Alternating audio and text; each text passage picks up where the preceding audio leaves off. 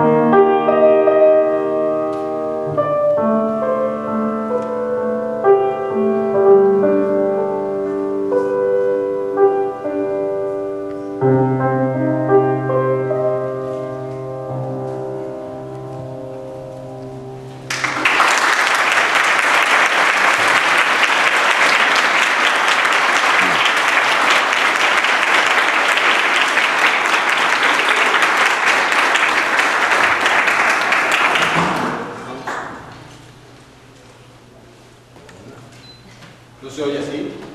Sí. Nos podemos evitar el micrófono ya que no funciona. Porque tengo que picar algo aquí. Ahí viene, claro.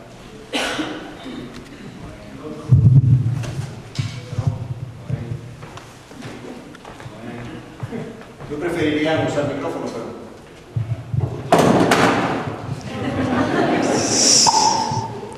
Por eso les digo que es muy fácil esto, es ubicarle en el lugar correcto. Pues muchas gracias por venir. Y quiero invitar a un muy cercano hermanito, amigo, él es director, él es fotógrafo de cine, productor, pero es sobre todo un hermano que ha compartido conmigo muchos trabajos que hemos hecho con grupos de hombres y de masculinidad y de paternidad, y bueno, pues él es Héctor Ortega, por favor.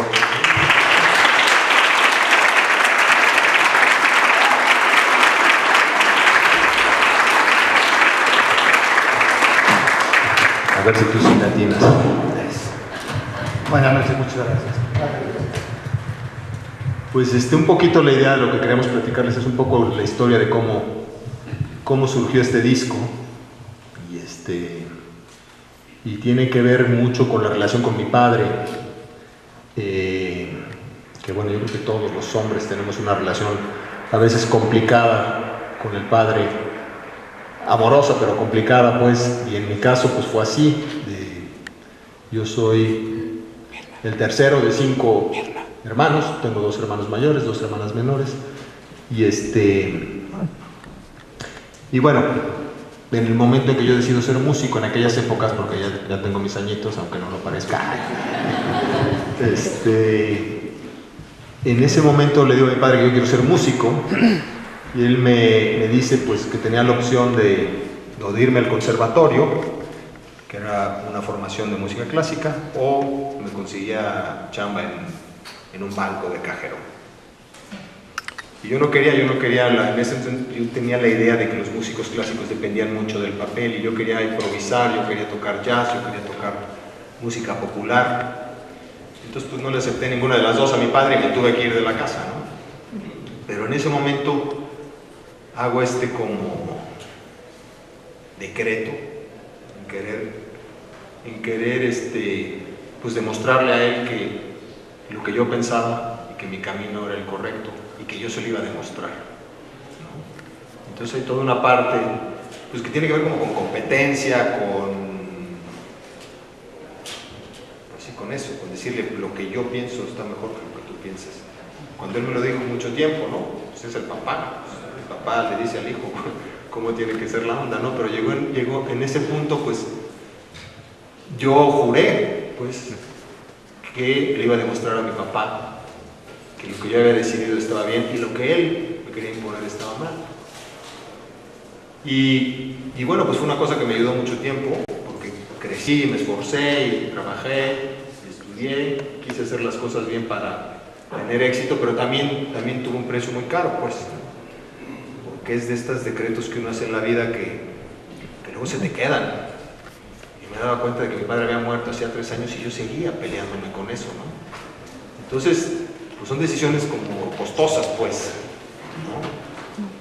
Creo que nos podrías contar cómo fue que al final lograste hacer las paces con tu papá, o si lo pudiste hacer, o si eso era importante o no. Claro, digo, hay una parte que mi padre se empezó a poner mal y yo tenía mucho miedo, pues, de no poder decirle y de agradecerle, de decirle que lo quería mucho, pero no más así de dientes para afuera, sino a mí me va a dejar tranquilo decirle te quiero, pero de veras, ¿no? Ya sabes, son palabras que pues, puedes decir así al vuelo, pero que cuando realmente las sientes, pues trascienden, pues. Yo tenía mucho miedo de que mi padre muriera sin poder decírselo. Y pues son palabras que no son fáciles de decir, pues a mí no sé ustedes, pero así decirlas como realmente desde el corazón, está cañón. Y entonces le empecé a hacer unas musiquitas. Dije, pues, digo, yo puedo expresarme mejor con la música de repente que con las palabras, por lo menos esos temas escabrosos o difíciles de los sentimientos, ¿no? Sobre todo en los hombres, que los tenemos como bueno, pues aprendimos toda la vida a no enseñarlos, ¿no? Y si te dices que estoy triste, vente, vámonos, se toman unas chelas y vámonos al fútbol. No, pero estoy triste, digo, ¿no? La verdad estoy triste, pues, ¿no? Pero, bueno, le empecé a hacer esas canciones y pude como acercarme a él, ¿no? Las pude escuchar antes de morir, le pude decir al final. Digo, fue como todo un proceso, porque como te diré, cuando hablábamos de esa parte donde él me dice que me vaya de la casa, pues por supuesto que hay una distancia, hay una competencia, ¿no? O sea, hay una declaración de guerra, ¿no? Tú no quieres que yo esté aquí, pues bueno, pero te vas a aguantar que yo no esté, pues, ¿no? O sea, como que sí. Y fue muy difícil después, pasaron muchos años y fue como difícil romper eso, pero bueno, al final pude despedirme bien de él, mostrarle estas canciones y quedarme más en paz, pues, ¿no? Y ahora la vida dio la vuelta, porque ahora eres papá. Y bueno, a lo mejor tus hijos adolescentes, tiene 2 hijos, Chava.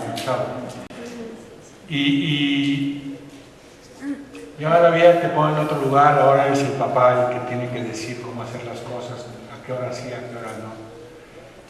El que tiene que involucrarse con los hijos y ser algo. Me va a servir más La verdad pusimos vodka porque...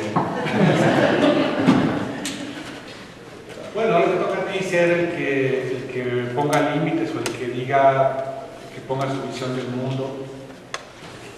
Y me gustaría que nos dijeras cuáles son los miedos que habitan en ti con respecto a eso. Mira, la verdad, con la niña me llevo muy bien, que ya no es niña, ya tiene 18. Pero con el chavo me ha sido como mucho más difícil. Y yo siempre he pensado que uno va a repetir, no a repetir, pero pues como papá la va a regar de alguna manera. Hay muchas maneras de regarla, y creo que todos. Al final mi conclusión, regresando a mi padre, fue, él hizo lo mejor que pudo con lo que tenía en ese momento. Y sin él no sería yo, vaya, ni existiría yo físicamente, pues, porque no había habido el espermatozoide. Vaya, para pronto no sería eso. Y también hay muchas cosas de las que estoy contento con las que soy, que él me dio.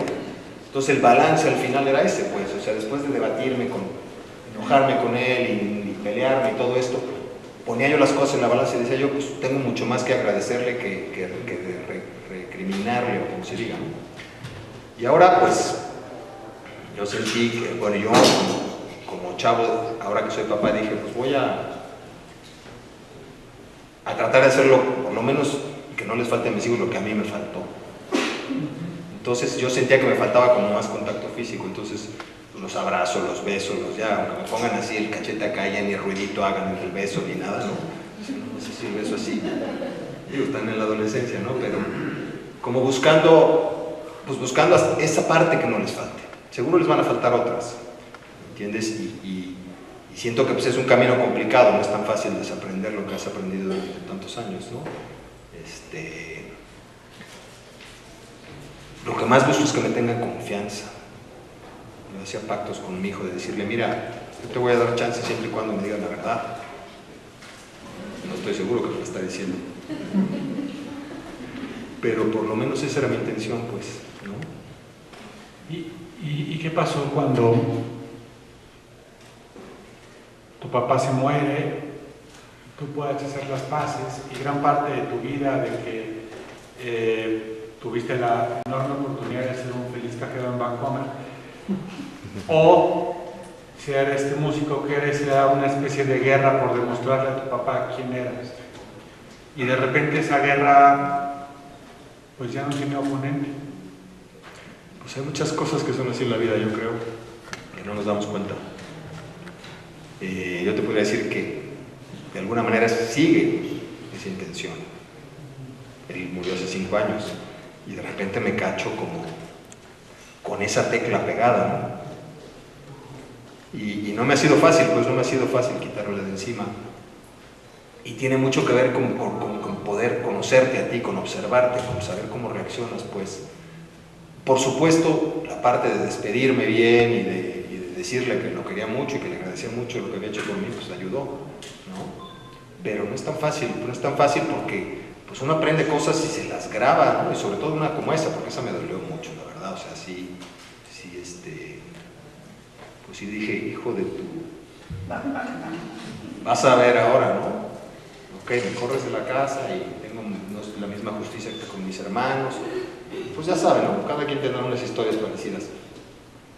Pues espero que no. Y entonces, pues todavía me encuentro de repente en ese lugar, por supuesto con mucha más paz.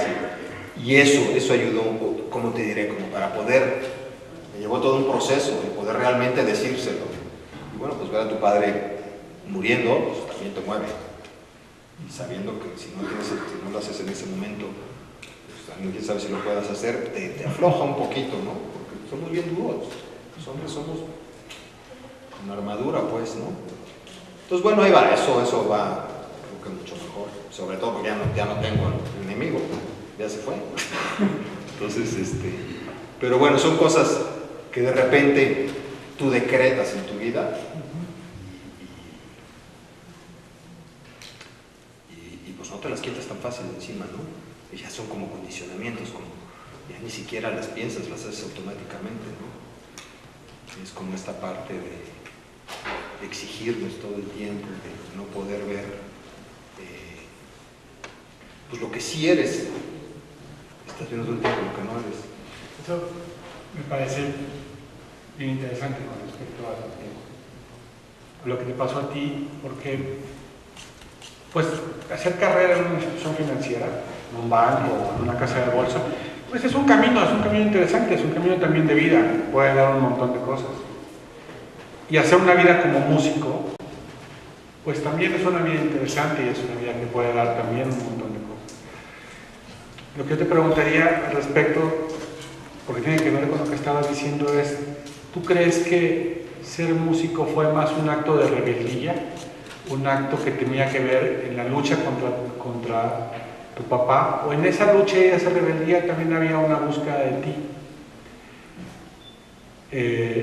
o nada más es el enfrentamiento contra el padre lo que hace que pues hoy nos regales esto, entonces tendríamos que agradecerle a él nada más. Yo creo que en ese momento, y me lo confirmarán los adolescentes o chavos que estén aquí, yo no tenía dudas. Yo me siento una persona muy afortunada porque siempre supe que iba a ser músico, ¿no? Y en ese momento no tenía dudas de que lo iba a hacer y cómo lo iba a hacer, ni me lo cuestionaba. Yo soy músico y punto. Me voy a tocar.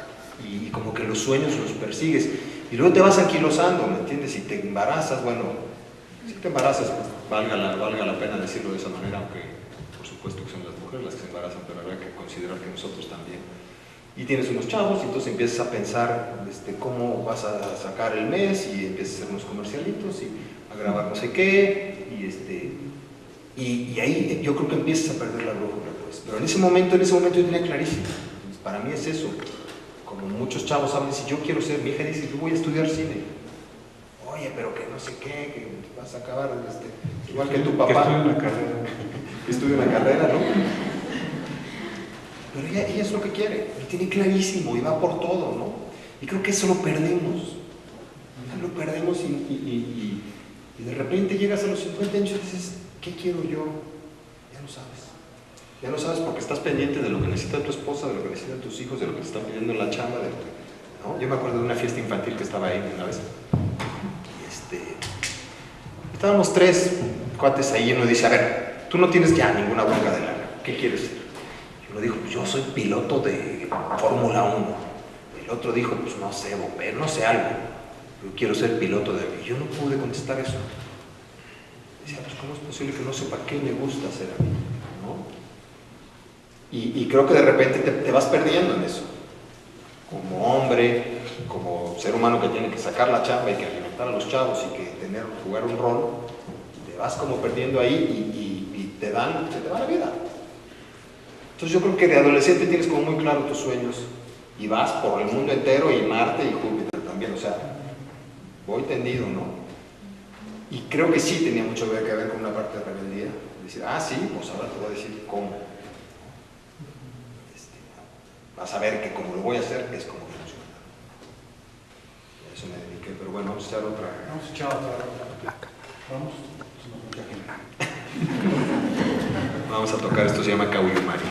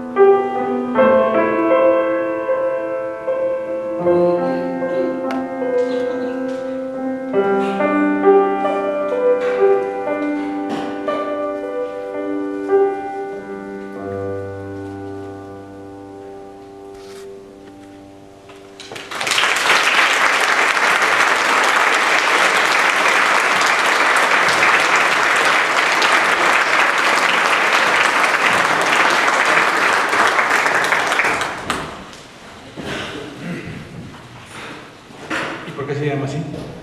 ¿Cómo se llaman las caballeros flamencos? No dijimos, no hablamos de la primera. La primera era la canción que le hizo mi papá, que se llama Hakim. Él estaba en un grupo de derviches, es un grupo de meditación, estos que no sé si los ubican a los sufis, estos cuates que bailan con turbantes y dan con mi jefe está medio locochón y estaba metido en esa onda.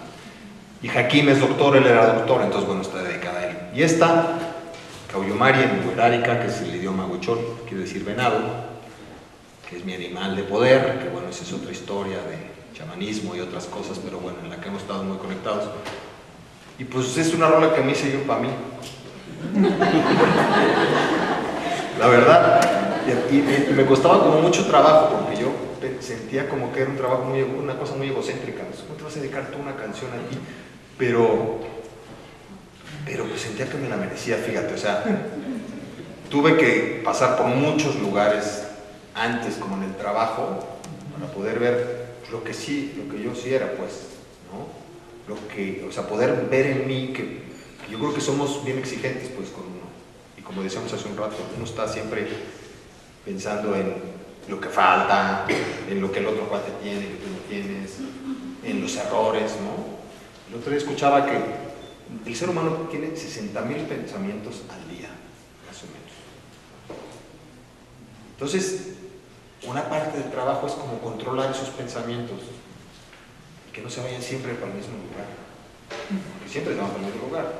Dice, chino, ya no la hice, no sé qué, y en la chamba no voy a poder, me tengo que esforzar más. Y no poder ver, es como lo del vaso medio vacío, vaso medio lleno, ¿no? Entonces, después de mucha chamba, pues yo pude ver que había cosas que sí tenía yo valiosas. Hacer este disco a mí me costó mucho trabajo porque, es más, se los vamos a enseñar ahorita. Yo tengo otra faceta por ahí que algunos de ustedes conocen, pero otros no, entonces ahorita podemos pasar ese videito. Ya sé que no estaba planeado así, pero ahí les encargo. El de los Caifás puede ser. Sí, yo sé que tenemos que bajar la luz o algo así de un momentito. Pero bueno, el chiste es que ya no sé ni qué estaba diciendo. Ya. Sí, que hay una parte donde, pues, a mí o sea, yo pensaba al sacar este disco en que decía yo, pues la gente va a pensar como en Di Blasio,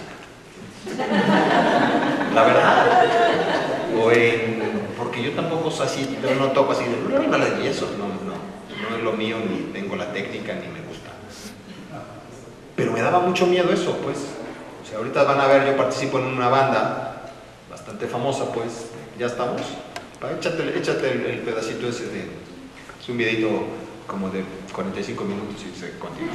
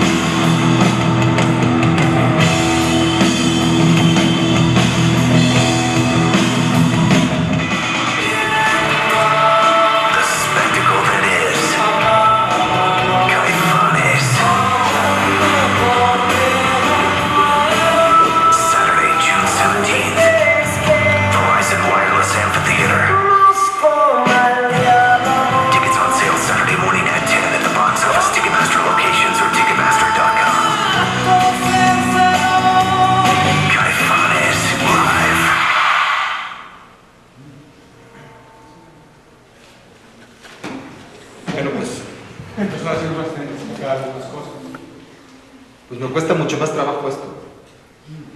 ¿Te cuesta más trabajo? Por supuesto. Sí, es una cosa curiosa. Y eso me lleva a pensar de las cosas que uno deja de hacer por lo que va a pensar la gente. ¿Entiendes? Y regresamos a esta parte que hablaba yo de que me había costado mucho trabajo hacer este disco porque por todos estos fantasmas de que dices, no, ¿qué va a pensar? No sé qué. O sea, a veces el proceso creativo es como muy complicado. Yo estaba solo, este disco lo hice solito. Y llegas a un punto y dices, bueno, ¿estará bien? ¿No estará bien? Ya la acabé, no la he acabado. Necesita más. Y pensaba yo mucho, por ejemplo, en los pintores que tienen una así, ya llevan su pintura muy avanzada, ya la acabaron o no la acabaron, o le siguen rascando y le siguen... Tiene que llegar a un punto donde dices, ya está, ¿no? La parte que más me costaba era como mostrar esta parte mía, que es muy mía, pues, y que de alguna manera te pone un espacio como más vulnerable, ¿entiendes? O sea, ¿Y por qué te cuesta más trabajo estar aquí? porque estoy viendo sus caritas a todos. Y porque, bueno, allá, aquello lo agradezco enormemente y bueno, ha sido un regalo de la vida, del universo, que no tendré, nunca acabaré de agradecer, pues, y suceden cosas muy interesantes con ellos y es una banda a la que quiero muchísimo y me ha dado la oportunidad de viajar, de presentarnos en todos lados, que a los 54 años te digan, oye, ¿por qué no nos juntamos otra vez a ver si jala? Y llevemos más de 100 y tantos conciertos, o sea, y la recepción de la gente, pues, en fin, es un gran regalo, ¿no? Pero allá hay otros 4 que te ayudan al empuje, hay unos aparatotes que tocas un sonido así, hay 50,000 watts sonando, hay un escenario de 4 metros y hay pues, como una masa de mucha gente que se entrega y que hay, por supuesto, hay un amor y una energía impresionante ahí arriba, pero esto es como mucho más íntimo, pues, y mucho más criticable a mis fantasmas y a mi cabeza, ¿entiendes? ¿Por qué no hice yo, siendo el tecladista de Caifanes, no sé qué, un disco que sonara súper cañón y Hollywood y Los Ángeles? Pues no, ¿entiendes? Porque además tampoco me sale eso. Entonces, esto soy yo, ¿entiendes? Y son notitas así casi de los chanquitos, pues, pero es como muy difícil, pues, mostrarte. A mí me costó mucho trabajo. En el momento de hay una disquera que me dice, ok, vamos a sacar el disco, me encanta la idea, pum, pum, pum, ya está listo, necesitamos. Y en un momento dado yo hice unos videos, y en el momento que estos videos los subes a YouTube, y hay un momento en que los pones de público, o sea, los puedes subir y que estén en privado y nadie los vea. En el momento en que le pones público, pues ya todo el mundo puede entrar, ¿no? Y me hablaban de la escala, ¿y qué onda con los videos? No, pues ya los tengo, ¿y dónde? Ya están subidos, ya están subidos. ¿Y por qué no los podemos ver? Y pues es que no me atrevo a ponerle el botoncito de público, ¿me entiendes? Y era como ese miedo de qué dirán, ¿no? ¿Qué van a pensar de mí? Yo no tengo nada que decir, de hueva las canciones, o sea, la verdad, todo eso, ¿me entiendes? O sea, y bueno, y mi sorpresa fue la reacción de la gente, ¿me entiendes? Que es que un poco la intención es tocar este espacio más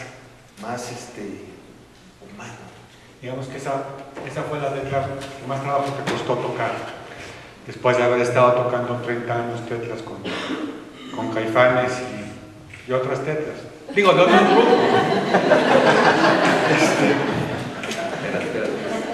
Pero bueno, entonces lo más difícil, según entiendo, de estar aquí es pues mostrar que sí hay una persona que tuvo miedos, que se reveló. Así que de la lucha libre.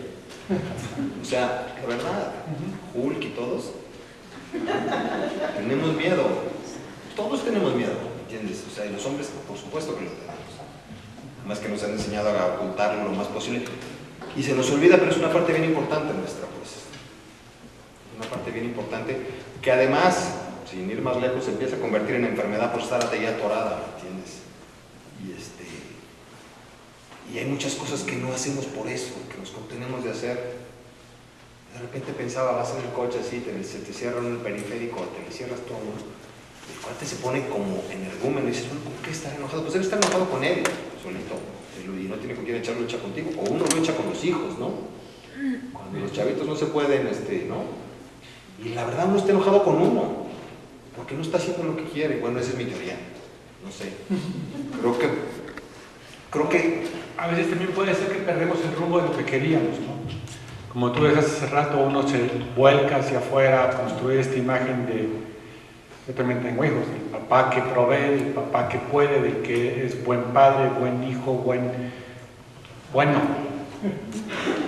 Y tenemos miedo de que se note que la neta es que pensamos que no creemos que somos tan buenos.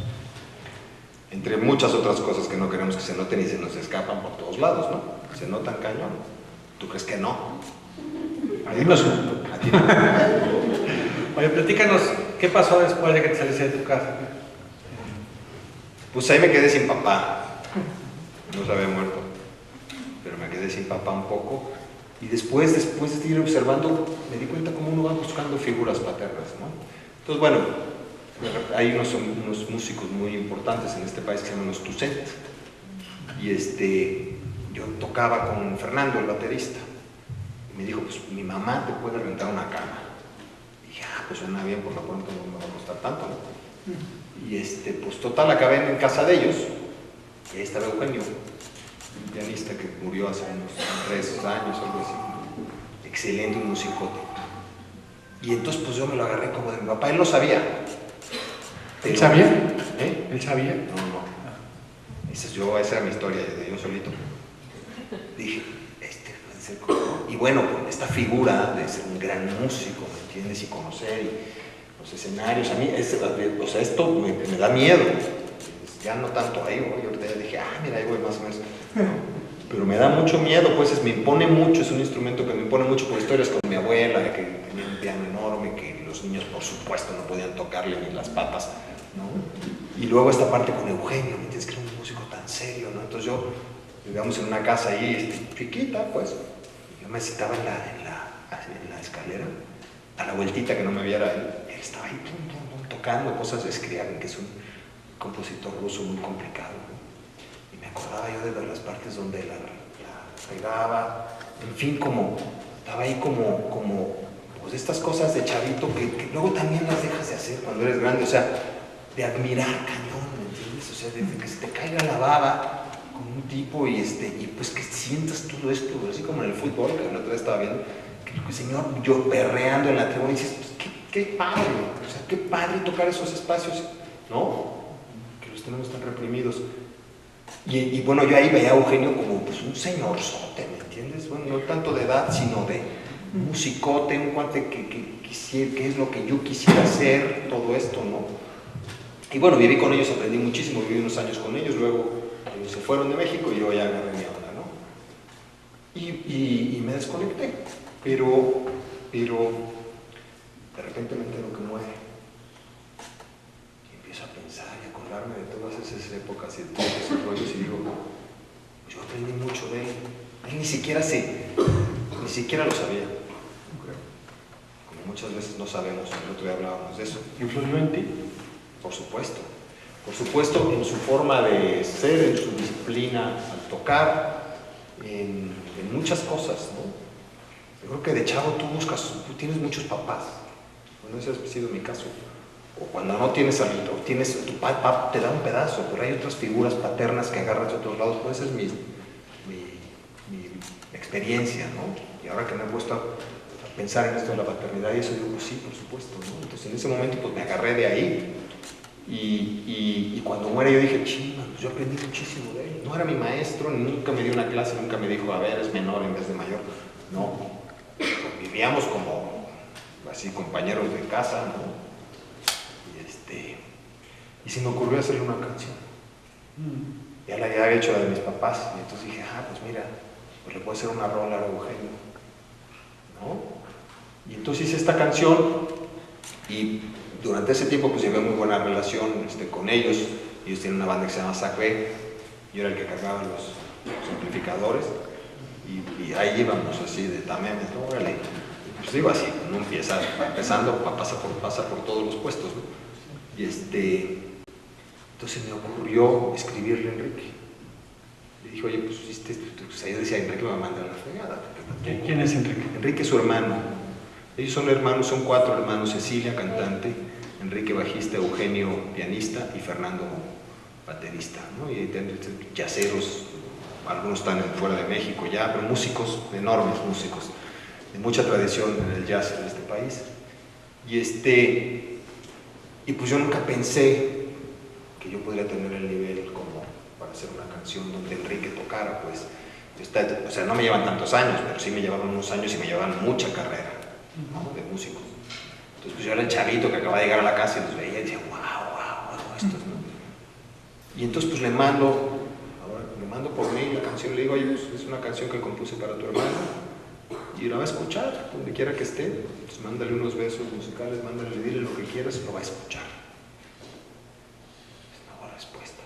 Dije, pues sí, claro, ya es otra vez, ya vienen estos fantásticos, claro, ese güey, esa pinche canción tan malísima, no sé, o sea, él es un musicote, yo valgo para 2 cosas, ¿entiendes?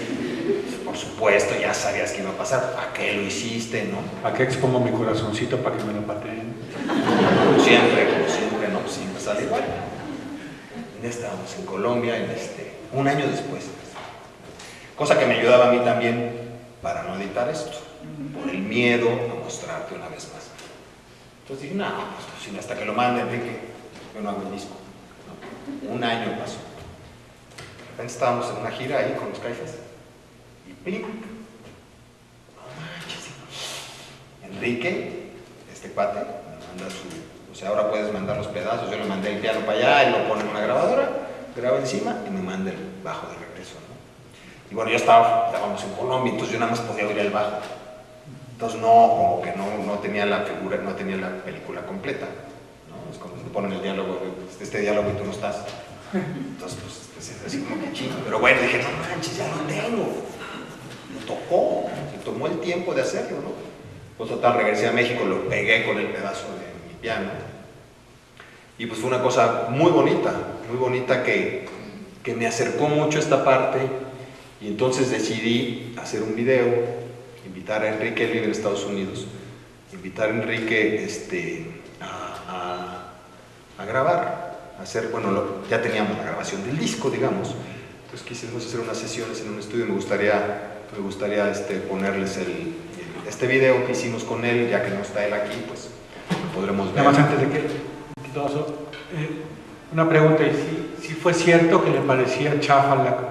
No, bueno, ya que respondió dije, wow, ahí se me quitó. Pero son estas cosas que uno se dice todo el tiempo, ¿entiendes? Todo el tiempo. No soy suficiente. No soy suficiente, no compongo lo suficientemente chido para que a Enrique le interese, en fin, y el truco está en darle la vuelta a eso, o atreverte a hacerlo. Y la mayoría de las veces no pasa lo que tú crees que va a pasar. Que ese fue uno de los grandes aprendizajes. Cuando apreté el botón de público en vez del privado del y a los 2 días me llega un mail de una señora que me dice, pues me pude reconciliar con mi hijo y me tocó un lugar muy especial esta música, no sé qué. Dije, ya está, eso es lo que yo estaba queriendo. Es parecido a lo que quizá hizo Eugenio contigo, ¿no? O sea, sin darse cuenta, él fue una inspiración para que tú creyeras que pudieras ser músico, y él, sin proponérselo, inspiró tu vida y la modificó. Uno hace muchas cosas que no se da cuenta cómo afectan a la otra persona. Por ahí anda Sergio Muñoz, cineasta, y hemos hecho música, hemos hecho proyectos juntos. Y donde hicimos un comercial del agua, de la Comisión Nacional del Agua. Y en esos casos uno te dicen, oye, pues aquí ahí está la imagen, mándame unas propuestas. Tú mandas 3 o 4 ideas que te hayan surgido y de ahí escogen, ¿no? Dicen, esta me gustó, trabájala. Y una de ellas me dice, hay algo ahí muy profundo, ¿no? En un pedacito de música me dice, hay algo muy profundo, independientemente de que nos funcione para el trabajo que estamos haciendo, abusado. Y tú no sabías, pero eso tiene que ver con hacer esto, ¿me entiendes? O sea, con motivarte o sea, cae en un momento en que tú estás abierto, ¿no? Y son cosas como lo de Eugenio, que dices tú, Eugenio no lo sabía, no sabía dónde estaba yo, pero con cosas que me decía, con cosas que yo veía que él hacía, me motivaba, pues. Y entonces era que es muy importante hacer, como quizá hizo Sergio aquel día, que de verdad vio algo ahí en tu música y se atrevió a decirte, me tocaste. Al final, con esto de hay algo muy profundo, quiere decir hay algo muy profundo que es mi corazón. Y finalmente, ese atrevimiento hizo que tú pudieras creer en ti como músico. Pues si es que la vida tendría que ser así, más fácil. Nos la complicamos caño y nos ponemos durotes y es la mitad, si no es que más. Hay una parte donde, ya me estoy tirando rollo otra vez, bueno, leía que la partícula subatómica más chiquita que han logrado abstraer los científicos superpicudos de Minnesota, donde quieras, es 95% energía y 5% materia. Entonces eso quiere decir que nosotros también somos eso, ¿no? ¿De acuerdo? Y estamos pegados con la tecla en el 5% de la materia, ¿me entiendes? Cuando la otra parte de la energía, pues ahí está, y es lo que pasa con la música, y es lo que pasa con el fútbol en cierto sentido. El fútbol reúne una cantidad de gente que tiene una cierta energía que hace al señor más macho y peludo y orado, ¿me entiendes? Está el señor, o sea, sí, ¿no? Y la magia de que el piojo se transforma en sapo. Pero bueno, regresemos. Esto entonces yo quiero, no pude traer a mis compañeros, pero hay un par de compañeros que están tocando esta canción que se llama El Príncipe, dedicada a Eugenio Toussaint, con Enrique Toussaint al bajo y Alfonso André.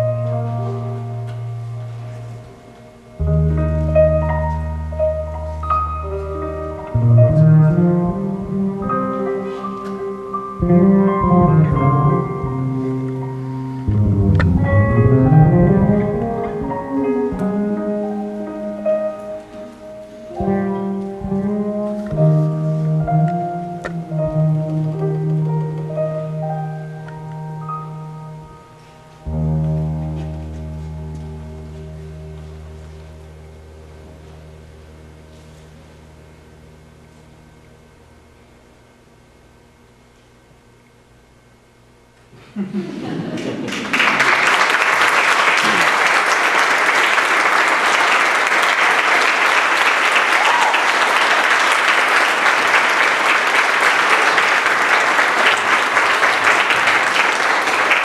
gustó? Es que lo dirigió. Qué bien está.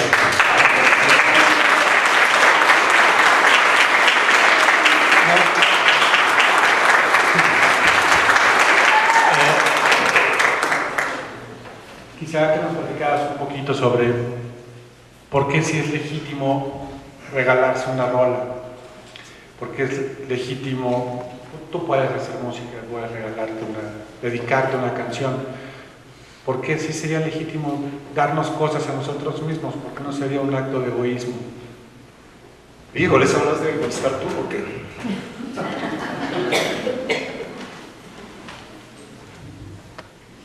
yo creo que hay una parte importante en verte a ti, en ver que sí hacemos muchas cosas, viejo. Siempre estamos como clavados en... Y se entiende, porque es lo que vemos todos los días, pero a veces se te va la vida en eso, ¿entiendes? Y cuando te das cuenta, ya estás enfermo, ya tienes 60 y 80, 90, los que sean, ¿no? Y entonces, pues, yo creo que hay muchas cosas que hacemos bien. Y hay muchas cosas que tenemos que agradecer. O sea, que podamos mantener una familia, que podamos darles de comer, que podamos darles una casa, que podamos caminar, que podamos llegar aquí por nuestros propios pies, no digamos tocar un instrumento o poder transmitir o poder tener tus ideas, ¿no? Hay un chamán con el que hemos trabajado nosotros, él es americano, y yo le traduje a él una infinidad de citas, ¿no? Que la gente lo venía a ver planteándole sus problemas. Y ahí yo decía, hijo, estoy en el cielo yo. Porque, bueno, pues te enteras de las cosas que están pasando ahí y de por qué lo viene a ver la gente con los problemas que tiene, ¿no? Y nosotros muchas veces hacemos nuestros problemas mucho más grandes de lo que realmente son. Y cuando empiezas a ver los problemas que tiene otra gente, que sí son realmente, ¿no? O por lo menos mucho más pesados que los de uno, entonces como que puedes empezar a ver lo que sí tienes. Y eso te cambia completamente la percepción, pues, ¿no? Que es como desde una parte de más agradecimiento y menos queja, ¿no? Hay una teoría por ahí de que todos venimos aquí con una misión y tenemos que hacer un trabajo, no sé qué, no sé cuánto. Si lográramos realmente percibir eso y saber que tu vida es muy diferente a la mía, lo que tú tienes que vivir es diferente a lo que yo tengo que vivir, y que lo que yo estoy viviendo es por algo, y me toca vivirlo, pues otro gallo cantaría, ¿me entiendes? Pero la sociedad nos empuja mucho a eso, pues. Y tenemos estos vecinos que son los reyes de esa onda, ¿me entiendes? El coche, y luego el que sigue, el más grande, y luego la casa no sé qué, y luego la cosa que da vueltas, las corbatas, ¿no? Todas esas cosas que no, o sea, y ahora quiero una que den 2 vueltas las corbatas más rápido, o sea, ¿no? Entonces es como, todo te lleva para ese lado, pues. Hay como mucho desconecte. Al final somos animales, de buena onda, ¿eh? Unos más que otros. No, pero somos animales, la verdad. Y estamos pegados al mentiroso, el primero, pues, o sea, pegados a esta cosa, ¿me entiendes? Como si de repente hablábamos de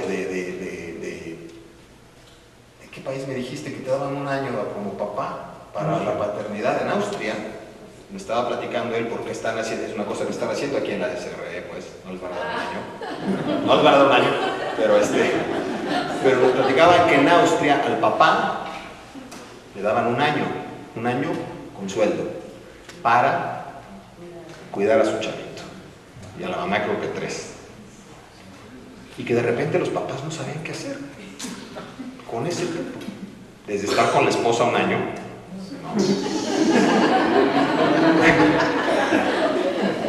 hasta no trabajar, hasta no saber qué te gusta a ti hacer, no saber qué quieres hacer, ¿no? Cargar al bebé 10 minutos y luego ya, ¿no? Entonces, y es esa falta de poder tocar, ¿no? esos chavitos, los bebitos, igual que los animales, pues tú ves un perro es feliz en el momento que te ve llegar, y feliz, o sea, con todo, y si lo alborotas, peor, te da vueltas, no, o sea, está con la felicidad, la emoción a tope, pues, ¿no? Y es algo que no sabemos nosotros, pues. Yo creo que cuando yo vi que Diego había hecho un disco como este, y que había una canción dedicada a él, fue como muy inspirador para mí. Tengo muchos años de conocerlo y sé que toda la música que había hecho en su vida había sido para otros. Es decir, para Caifanes o para alguna película, algunas muy buenas, por cierto, o para un comercial de televisión, o para alguien que se la pidiera, alguna canción por encargo. Y en este disco, después de 64 años de vida, no, después de 52 años, tal vez le tomó 52 años hacer algo de lo mejor que sabe hacer para sí mismo. Y de repente me di cuenta que yo llevaba poquito menos de años, pero poquito, sin todavía atreverme a hacer algo para mí. No es lo mismo regalarme una corbata o regalarme lo que sea, un vaso de agua o cualquier cosa, hacer algo que yo sepa hacer bien y dármelo a mí. Y bueno, ese disco es una inspiración para poder creer que sí vale la pena poder hacer algo para nosotros, que sepamos que sabemos hacer bien, quizás sea sonreír, y es muy importante a lo mejor regalarnos una sonrisa, aunque suene un poco cursi o mucho. Creo que tu disco es eso fundamentalmente, además de ser todas esas grandes composiciones y esa música que toca, y que esa música que te regalaste a ti, pues también resulta un regalo para nosotros, pero fundamentalmente es una inspiración de una estrella de rock que decide hacer un disco que va a presentar, en vez de frente a 10,000 personas, frente a estas personas que deciden venir a escuchar lo que tienes que decir con la música y con la voz. Está muy bien. Muchas gracias, maestros. Vamos a oír una rola, ¿no? Pues sí, ya nos vamos a despedir. No. Ahorita hablamos con Margarita, a ver qué dice. No, bueno, pero si quieren vamos a tocar una canción más. Bueno, después un poquito más de historia de eso. Pues empecé, otro amigo se me murió, un compañero de muchas andanzas, músico, y le hice una canción también. Ya no pude grabar con él, pero gracias a la tecnología, ¿verdad? Agarré un track de percusión que le había grabado y le puse música encima. Y después me seguí, dije, no, pues ahora con los vivos también, ¿por qué no? Y entonces seguí haciendo más canciones para él, hay una, para este chamán con el que he trabajado, en fin, como personas que han sido como importantes en mi vida y que hombres sobre todo. Hice con una mujer nomás, que es mi novia actual, que está ahí sentadita, muy modosita. Y bueno, pues esta canción que les quiero es para ella. Y pues vamos a tocarla.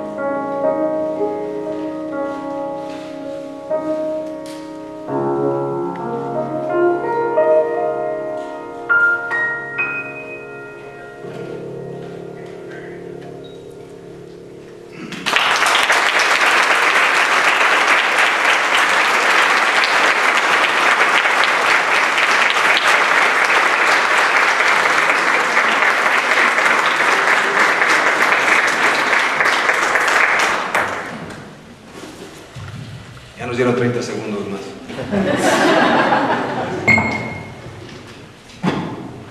¿No se han aburrido? No. Bueno, si alguien quisiera preguntar algo o algo, o si seguimos aquí tirando chorros. No sé. Pero yo nada más un comentario sobre la melodía de la parte del video. Es una melodía que incita a reflexionar y saca las fibras lo más profundas que son pues más íntimas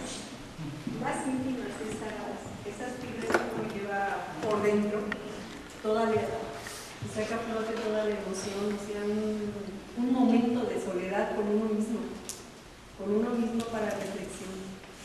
Muchas gracias. Pues esa es un poco la intención del disco entero, es como lugares que me provocaba esta gente, pues, y como que sí, precisamente yo de repente hay gente que me dice que lo utiliza en meditaciones o en sesiones de yoga o en ese tipo de cosas. Y yo siempre lo pensé, además de como canciones sueltas, como un todo que puedas dejar correr de repente y que te lleve a un lugar, pues, que idealmente ese lugar es como para adentro, ¿no? Así como hay muchas músicas que te llevan para afuera, o el internet, ¿no? Que todo eso es como para afuera, para afuera, para afuera, para afuera. Esto era un poco como ir hacia qué pasa dentro de mí, ¿no? Y tratar de transmitir eso, pues, o sea, tratar de este es un disco que pongas para irte, ¿no? El viaje es para adentro, no para afuera, como dicen, ¿no? Lo transporta a uno a una dimensión, así que lugares preciosos, por la misma mente que uno viaja en ese trayecto junto con la melodía. Ay, muchas gracias.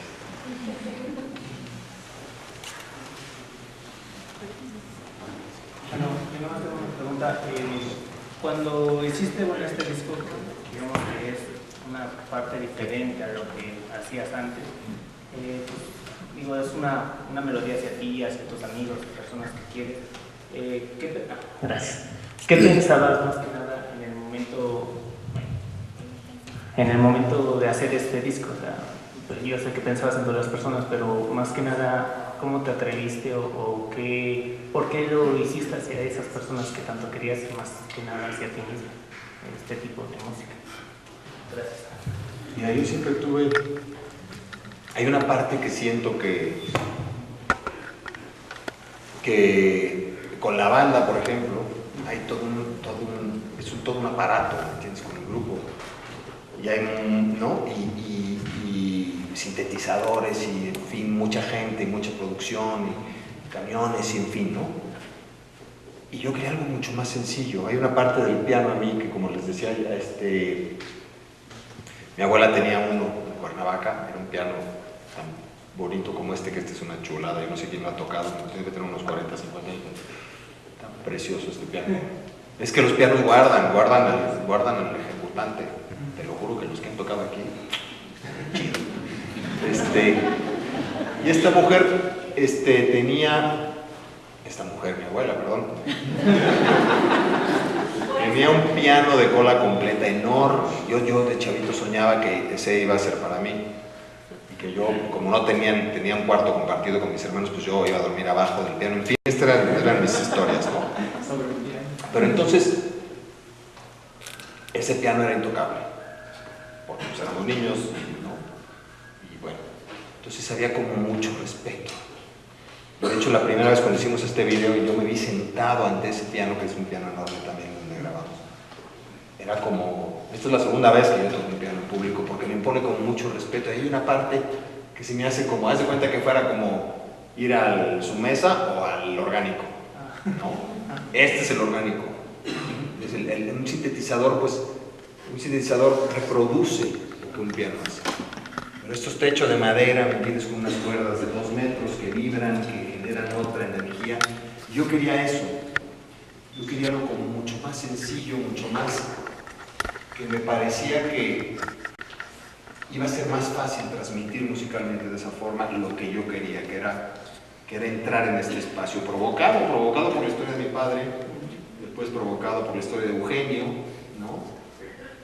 Pero me pareció como que quería quitar lo más posible los velos o las distracciones y hacerlo lo más desnudo, por decirlo de alguna manera, ¿no? Y fue por ese camino. El proceso fue difícil porque no tienes a nadie que te diga si ya o no. No tienes un jefe que te diga, pues el viernes, maestro, ¿no? O la disquera que te diga el 15 de octubre tiene que estar listo el máster porque vamos a salir a no sé qué, tacatán, ¿no? Entonces el proceso fue como difícil y fue también de mucho aprendizaje porque había como una parte de mucha lucha contra tus mismos fantasmas y tus, que van a decir, no sé qué, y esto se parece a Liberace, ¿entiendes? Y este se parece a Raúl Ignacio, y esto, o sea, todas esas cosas que te dice uno en la cabeza, ya hasta decir, bueno, pues, ¿qué es lo que yo siento? O sea, si yo lo puedo sentir en mí, pues ojalá que los demás lo sientan, y para mi sorpresa a mucha gente la ha tocado, ¿me entiendes? No mucha pues, pero vaya, transmitió lo que yo estaba queriendo transmitir. Entonces eso es una gran cosa para mí. Gracias. Antes de nada, muchas felicidades. Su música es preciosa, en verdad impone. Y bueno, me quería hacer una pregunta un tanto personal hacia usted. ¿En qué momento decide decirle a su padre que lo quiere? Pues mira, yo se lo dije así muchas veces, como a veces me dice mi hijo, te quiero, pa. Cada vez que colgamos, ¿no? Te quiero, pa. Y un beso así de que se acaba de lavar la cara y tiene barros, porque en el 16. Es que bueno que no está aquí. Porque no podía estar diciendo yo esas cosas. Me da el beso así como que, así de pelito a pelito, casi. Y yo me puse a investigar en mi persona porque en algún punto quería yo componer, quería yo hacer música. Y como decía Héctor, yo siempre había hecho música. Oye, necesitamos una cumbia, ahí te va. Necesitamos un rock and roll, necesitamos o sea, como siempre bajo encargo, y era mucho del oficio, ¿no? El oficio de músico ahora tiene que ser así, pues, si no eres un ejecutante tienes que saber un poco de todo. Si estás haciendo comerciales, por ejemplo, pues te piden de todo. Una orquesta, una banda, y a ver cómo le haces para los clarinetes, estos chillonzotes, en fin, tienes que saberle un poco de todo, ¿no? Pero llegó un punto donde dice, ¿qué quiero decir yo? ¿Cuál es la música que yo quiero escribir? Y como no sé si hablé de la fiesta infantil aquí, sí, hablamos hace rato, no sabía. Entonces, me tuve que poner a investigar qué me gustaba a mí. Es que no es fácil porque, te digo, has vivido tanto para los otros, para tu esposa, para tu jefe, para tus hijos, que de repente... Y empecé a buscar qué me gustaba a mí y qué me podía hallar yo cada día, aunque fuera media horita. Descubrí correr sin que nadie me persiga, ¿no? Y empecé a encontrar un placer fuerte en eso. Y dije, pues, mientras lo pueda hacer, lo voy a hacer.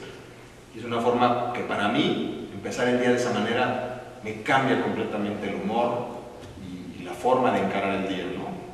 Entonces empecé a buscar ese tipo de cosas. Y en esa parte dije, bueno, pues yo le debo a este hombre. ¿Entiendes? O sea, una de las cosas que quiero hacer es esta, pues al estar buscando eso, pues te ponen luego a chambear con tus papás, para borrar las broncas, con tu mamá, no sé qué. En estos tipos de talleres y en este tipo de búsqueda te ponen como a limpiar el pasado, ¿no? Porque hablan mucho de que uno va cargando todas estas cosas en el pasado y no te dejan. Es que yo soy flojo, no sé qué, no sé, entonces te levantas al día siguiente y te dices lo mismo, pues entonces nunca vas a quedarte flojo. Entonces te tienes como que empezar a quitar esas cosas. Entonces el chiste es pasar otra vez por esas experiencias con un resultado diferente de salida, que a lo mejor cuando eras chavito no las podías resolver de la misma manera. Pero entonces en eso, en una de estas terapias y de estas cosas, surgió la deuda con mi padre, ¿no? De decirle que me costaba mucho trabajo. Yo llegaba y él se estaba quedando sordo, ¿no? Entonces entre eso y que yo llegaba y decía, oye, papá, pues que no sé qué. No manches, no, pues que fuimos a hacer esto. Ay, pero ¿por qué no lo hiciste así? Que no sé qué. Y yo, pues te lo juro, a los 2 minutos de haber llegado después de 2 semanas de no haberlo visto, estaba ya yo echando humo, ¿entiendes?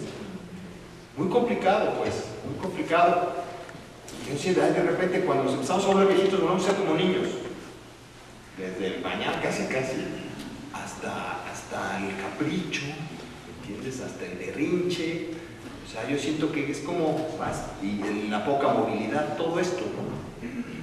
Entonces era muy complicado conectar con él porque me disparaba en 2 segundos el enojo y me recordaba la bronca de allá, la bronca de acá, ¿no? Pero pues yo buscaba, o sea, tenía como este pendiente de se lo tengo que decir. Se lo tengo que decir no más dientes para afuera, sino realmente que me salga del corazón, porque yo no quiero que se me vaya sin poder agradecerle eso. Y pues a base de echarle ganas, lo hice. Y él cambió radicalmente su forma de ser también, ¿entiendes? O sea, también volvemos al pensamiento, me va a mandar a la fregada, me va a contestar no sé cómo. Lo toqué. Y te das cuenta de repente que hay una parte, por ejemplo, en el perdón, que era perdonarlo al final, ¿entiendes? Y perdonarme a mí. Porque el perdón muchas veces te aliviana más a ti cuando tú lo concedes que al perdonado. Igual al perdonado le vale madre. De veras. Tú eres el que lleva cargando y te lo topas y entonces, se me empieza a enturbir aquí. ¿Cómo lo voy a hacer para solucionarlo? Le voy a dar la vuelta. Tú eres el que va cargando ese. Como el pipilano. Y entonces ahí yo me di cuenta de que en el momento en que yo pude hacerlo desde un lugar que a mí me convenció, a mí me liberó, ¿entiendes? Por supuesto que estuvo padrísimo que hubiera de parte de él hacia mí una reacción positiva. Primero, me costó mucho menos trabajo decírselo más veces, ¿no? Y por otro, yo me quité esa carga de encima, independientemente de lo que él me reflejara de regreso. Entonces, ¿en qué momento? Pues antes de que se me fuera, ya surgía, ¿no? Surgía hacerlo, pero como que se abrió un espacio ahí, de la primera vez que lo pude hacer, y pues como que hubo una cercanía mucho más contacto, y se fue, y yo me quedé mucho más tranquilo. Yo tenía miedo de quedarme esa piedra ya atorada, ¿me entiendes? Y no poder decírsela. Y nos pudimos despedir mucho mejor, pues, ¿no? Pues ya no sé qué rollo se te tiré, pero por ahí va.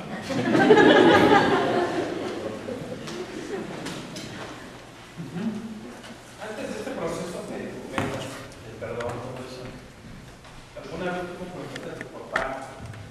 En el momento en que le empezaste a hacer con Caifanes, en el momento en que empezaste a hacer, vamos a tu carrera, decirle, mira.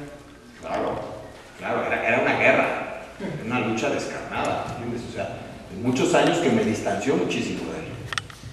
Claro. Yo pasaba y como no queriendo la cosa, ¿no? Como no queriendo la cosa, le decía, pues, ay, pa, no te voy a poder ver el fin de semana, ¿por qué? No, pues porque vamos a tocar en Nueva York, y luego vamos a Chicago, luego vamos a Las Vegas, y luego vamos a... Así, como que no quiero la cosa, por supuesto, porque había una parte de mucho resentimiento. O sea, para mí, lo que él hizo, que ahora como padre lo veo muy diferente. Pero en ese momento, dije, hijo de tu madre, vas a ver. Tú me haces esto, me estás sacando a la casa. Cosa que no hiciste con mis hermanos, no sé qué. Vas a ver. Ahora vas a ver. No, desde un enojo cañón. ¿Entiendes? Que no es difícil tener enojo contra los papás. Luego lo volteas y lo entiendes, y cuando tú eres papá dices, pues sí, está cañón, está bien complicado ser papá, ¿no?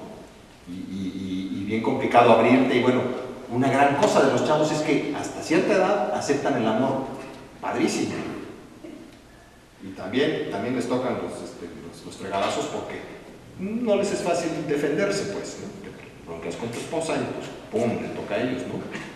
Pero hay una parte donde es como muy rico poder acercarte a los chavos con un niño llega y te abraza, y como el perro que hablábamos hace rato, se rodea y se le mete, o sea, la emoción le gana. Esa es una de las cosas que creo que perdemos, ¿no? Pero bueno, regresando a tu pregunta, sí, por supuesto que yo se lo recriminaba acá con estilo, digamos, ¿no? Con clase. pero era una mitad de madre, sí. Tú me hiciste esto y va, yo ahora voy por esto y voy Y te digo, y es una parte que además también a la hora del perdón puedes soltar. ¿No? Todavía me cacho, pues se convierte en una costumbre. Es un decreto que tú haces contigo mismo. ¿No? Dices, ah, sí, tú me hiciste esto, pues vas a ver. Vas a ver y te lo voy a regresar como creces. ¿No? Todavía me acuerdo que algún día me decía, no, mi hijo, mira, tú tienes que tener cuidado cuando entres a Estados Unidos, porque cuando los vistas tienes que portarte. Jefe, digo, que tengo 2000 entradas más que tú a esta altura del partido, ¿me entiendes? O sea, pero bueno, había como esa parte, y sí, un automático muy fuerte, pues, ¿no? Que no pude empezarse a aflojar hasta que yo vi que se me iba. Lo veía yo viejito, lo veía yo grande y dije, no, o sea, si no me aplico ahorita, pues, no sé, supongo que a él le ha de haber sentado muy bien, pero sobre todo a mí, ¿entiendes? Sobre todo a mí me hizo... Y es difícil, es bien difícil porque entras en una dinámica con tu papá, y así te manejas, ¿no? Y para remontar 20 años de relación de ese estilo es muy complicado, ¿no? Ellos cuando se empiezan a poner grandes, también aflojan. También bajan un poco la guardia porque entras en un proceso de lo que hablábamos hace rato, de querer ser proveedor. Él estaba fatal, ¿me entiendes? Ya no escuchaba, le costaba por trabajo pararse y se quería parar a chambear y a proveer, ¿me entiendes? O sea, ya, jefe, ya, tienes 5 hijos, por suerte que podemos alivianarte con la lana o lo que sea necesario. Mi mamá está chambeando también. Pero esta parte como que es bien difícil soltar eso y soltar lo que están esperando de ti, pues.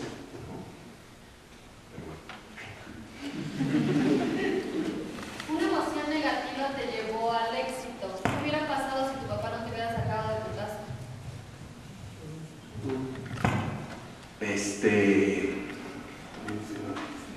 Yo no sé si fue ahora la veo ahorita negativa, fíjate.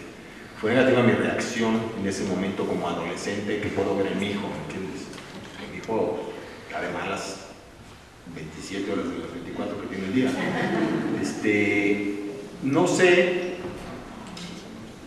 o sea, al final me hizo bien y fue lo que yo quería decirle, ¿no?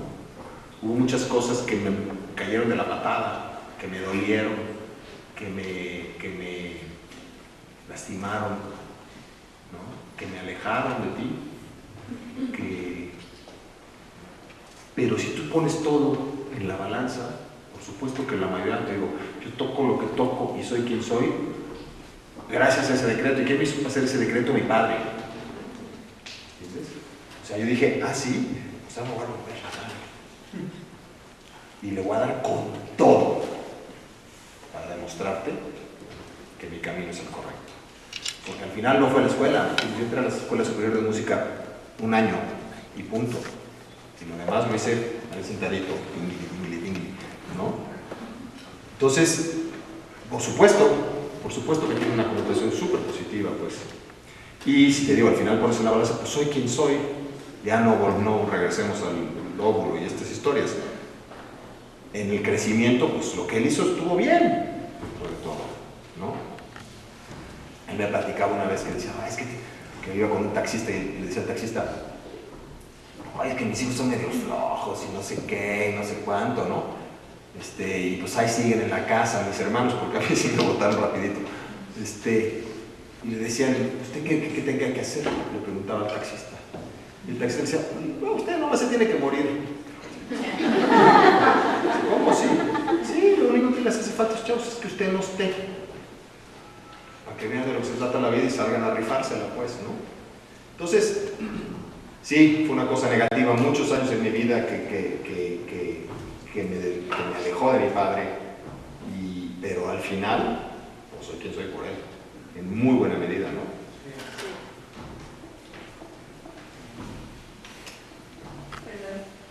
¿Cuál fue su reacción cuando su padre aceptó todo su esfuerzo de usted por demostrarle que usted podía salir adelante sin su apoyo? Pues él tuvo una reacción, fíjate, yo me espantané solito, porque era mi necesidad de demostrarle a él. Yo creo que él no tenía tanta necesidad. Él podía ver y me aplaudía mucho los éxitos y me lo reconocía. Pero mi ambición de reconocimiento era mucho mayor que eso. Entonces a lo mejor yo no podía ver de repente, ¿no? Es que nos cegamos muy cañón. Y a lo mejor yo no podía ver el reconocimiento que él me daba, me quedaba chiquito.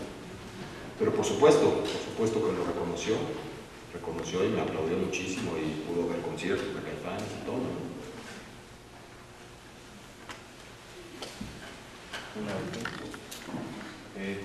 Bueno, ahorita por lo que has contado me pongo a pensar un poco en que a veces uno es el deseo de sus papás, ¿no? Y de repente, pues ese deseo está bien fundado en la cuestión de lo que la sociedad le plantea que debe ser uno. Y cuando de repente uno quiere ser diferente a lo que la regla dicta que debe ser, cuesta trabajo y entonces empiezan estos conflictos. ¿Cómo ha sido para ti liberar a tus hijos de tus deseos? Y la otra sería, el paso de los años, uno se va dando cuenta que el mundo, la gente se está muriendo a veces de nada, ¿no? Se está muriendo de cáncer, de muchas cosas que están relacionadas a no perdonar, a estas emociones que uno no sabe sacar. Entonces creo que hay un gran agradecimiento aquí, en ese sentido, porque creo que el disco, por lo menos para mí, ha sido, sin saber de lo que trataba, como mucho esta necesidad, ¿no? De volver a buscarse, ¿no? Y volver a encontrar para qué nacimos, ¿no? Bueno, número uno, mis hijos van a ser músicos. No, pues creo que eso es más de nuestros papás, ¿no? Que esta parte de ponerle primero el mismo nombre. Ahí hay un carmota cargando que y luego de que es más de nuestros papás, ¿no? Yo creo que ahora yo realmente no tuve mucho, digo, no sé, les deseo lo mejor, pero veo tan confundido el mundo y tan complicadas las profesiones y tan complicado saber qué va a rifar. El otro día estaba leyendo una cosa de que los empleos ahora duran 6 meses y, o sea, unas cosas rarísimas de lo que está pasando en el mundo que digo yo, es más, ya no sé si la escuela, lo que la escuela le está enseñando a mis hijos les va a servir, ¿entiendes? Yo creo que te ayudaría más que aprendieran idiomas y manejo de tecnología, relaciones entre culturas, ¿no? Creo que eso para mi gusto sería, yo creo que en vez de si Benito Juárez, con todo respeto, o Cristóbal Colón, ¿me entiendes? O la raíz cuadrada de todo esto, ¿no? Pero regresando un poco a tu pregunta, que eran dos, una de ellas era la de los hijos y la otra. En este asunto de... Sí, hay una parte de mucha sanación, yo creo. Y sí estoy de acuerdo contigo, yo creo que las emociones atoradas son enfermedades, se convierten en enfermedades. Y la forma es trabajarlas, la forma es de alguna manera expresarlas, poco a poquito, porque da mucho miedo. Hay una parte que uno tiene su vida con alfileres, varita y 2 Yurex.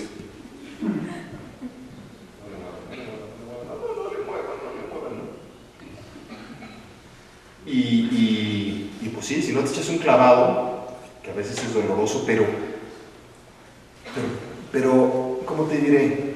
Si tú te pones tu armadura y te pones duro y te pones así, pues tampoco sientes lo bonito, tampoco sientes el amor, tampoco sientes lo padre de abrir la ventana en la carretera y que te entre el airecito, ¿me entiendes? Y de ver una puesta de sol, todo eso también te lo cortas, ¿no? Entonces es como vivir a medias. Y bueno, no sé, sí da miedo porque uno tiene así con alfilercitos puesto el asunto, pero también está con alfilercitos, y muchas veces la vida te lleva a tener una crisis de una pérdida para realmente decir, muévete papacito, o de una enfermedad, o de una crisis económica o de chamba, para decir, a ver, despierta, ¿no? Despierta y ve qué quieres.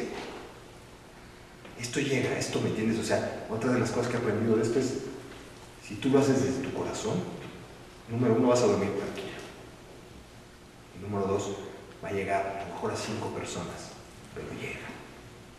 Si estás pensando para vender con Lady Gaga y eso, no creo. Digo, hay gente muy buena haciendo eso, pero ese no era mi caso, ¿me entiendes? Pero Creo que esa sería la conclusión de alguna manera. Buscar qué es lo que te mueve, qué es lo que realmente, cuando vas y te dices, a ver, quiero hacer esto, y volteas el reloj y pasaron 5 horas, eso para mí justo es lo que te apasiona, lo que te llena, lo que te nutre el corazón, ¿entiendes? Entonces, bueno, pues muchas gracias por venir, les agradezco mucho, nos tenemos que ir, vamos a hacer más de estas.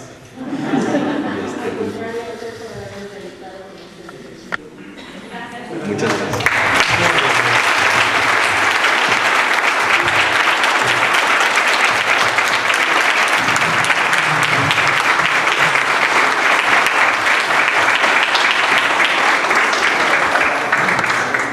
Pues muchísimas gracias a los dos, gracias Héctor, gracias. Les agradecemos muchísimo, apreciamos muchísimo que compartas tu historia, que compartas tu corazón con todos nosotras. Y bueno, pues simplemente agradecerles a quienes están hoy aquí, que nos hayan acompañado. Para la Oficina de Igualdad de Género es muy importante estos espacios que nos permiten acercarnos a todas y todos. Les compartimos que este concierto lo estamos realizando en el marco de una campaña más amplia que es Paternidades Activas, justo buscando que se vayan posicionando espacios para la licencia por paternidad, que esperamos que muy pronto les podamos anunciar. Queremos buscar que los hombres se comprometan más, que abran espacios para el cuidado de los hijos y de las hijas. Y bueno, pues simplemente extenderles una invitación para que nos acompañen el próximo 28 de agosto. Vamos a contar con la presencia de una cantante de ópera que realiza un tributo a Mercedes Sosa. Es a las 6:30 en este mismo espacio, así como otras actividades que están dentro de la propia agenda de género. Muchísimas gracias a todas y todos. Muy buenas noches.